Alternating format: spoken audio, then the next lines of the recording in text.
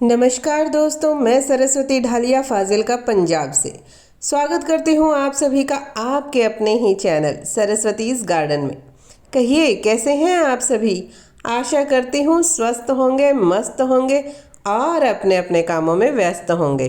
तो आज हम बात करने वाले हैं इस मेडिसिनल प्लांट की, कड़ी पत्ता की, जो कि खुशबू में तो है ही है कमाल, खाने के अंदर मचा देता है धमाल।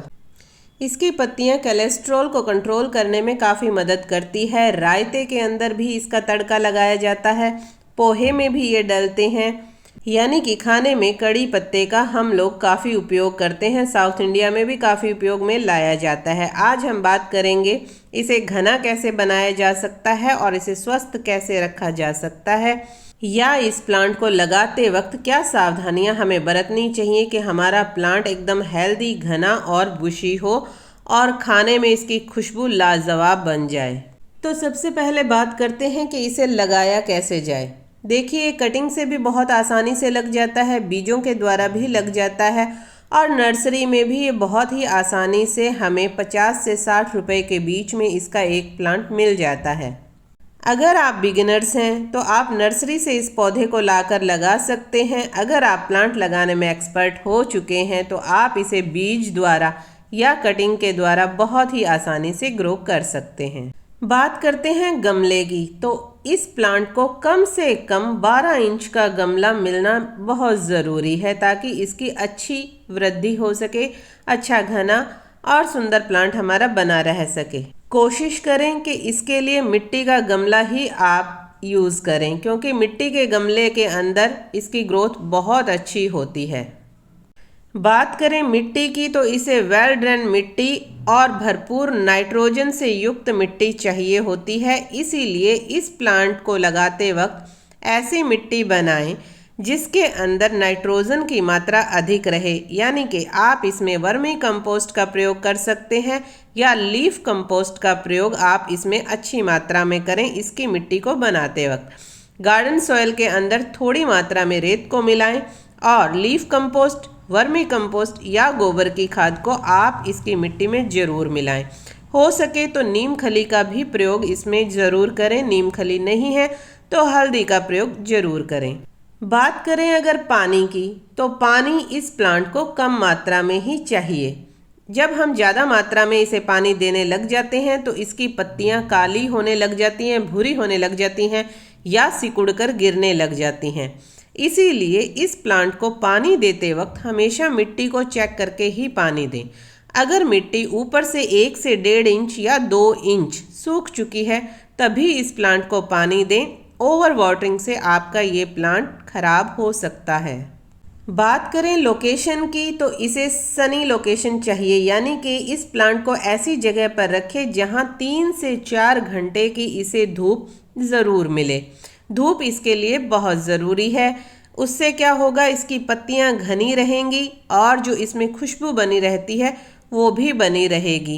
कई बार आपने देखा होगा कि आपके प्लांट में से जो इसकी जो नेचुरल खुशबू है वो आना बंद हो जाती है।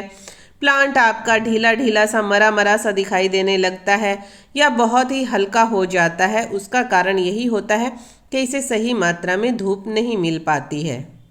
इस प्लांट की ऐसी खूबसूरती बनी रहे और ये प्लांट घना होता रहे, उसके लिए ज़रूरी है हमें इस प्लांट की पिंचिंग और प्रूनिंग करनी।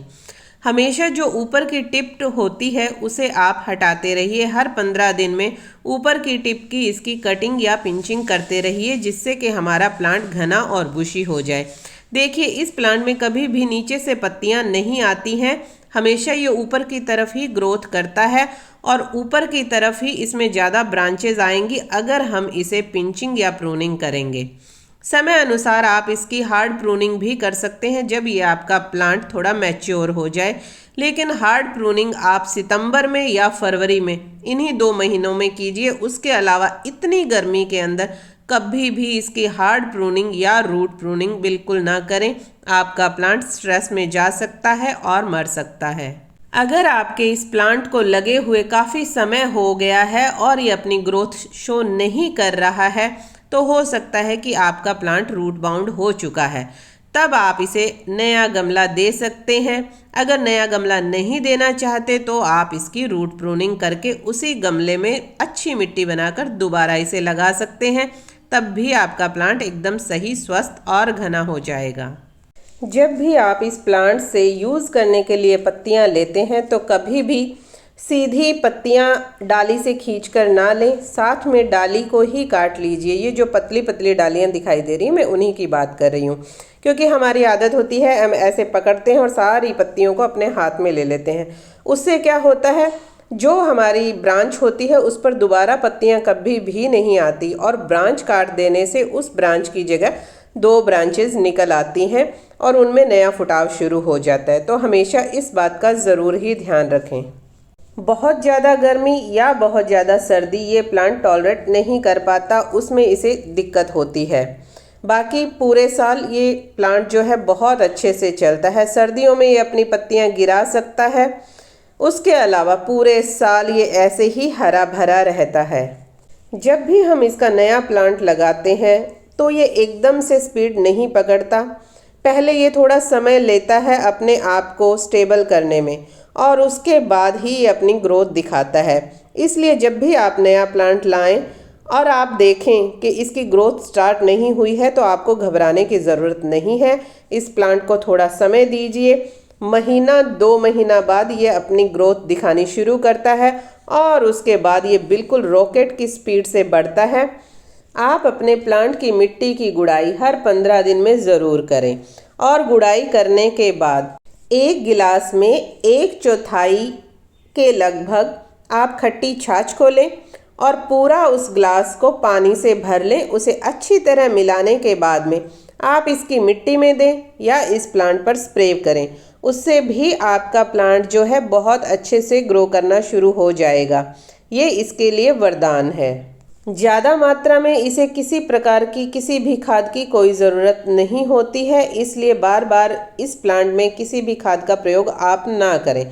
हाँ, अगर सर्दियां हैं तो उसमें आप इसे नीम खली का लिक्विड फर्टिलाइज़र बनाकर दे सकते हैं, उससे भी इसकी ग्रोथ बहुत अच्छी हो जाएगी।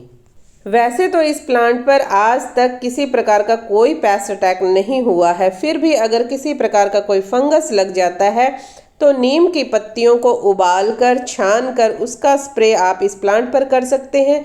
इसकी मिट्टी में भी वो पानी आप दे सकते हैं, उससे ये प्लांट एकदम स्वस्थ हो जाएगा। थोड़े थोड़े समय बाद इस प्लांट पर आप मिस्टिंग करते रहें या प्लांट को पाइप से पानी डालकर अच्छी तरह धोते रहें। तो दोस्तों, कैसी लगी आपको आज की मेरी छोटी सी ये जानकारी? आशा करती हूँ जानकारी पसंद आई होगी। अगर जानकारी जरा भी पसंद आई है तो प्लीज़ लाइक, शेयर और subscribe my channel. Thanks for watching.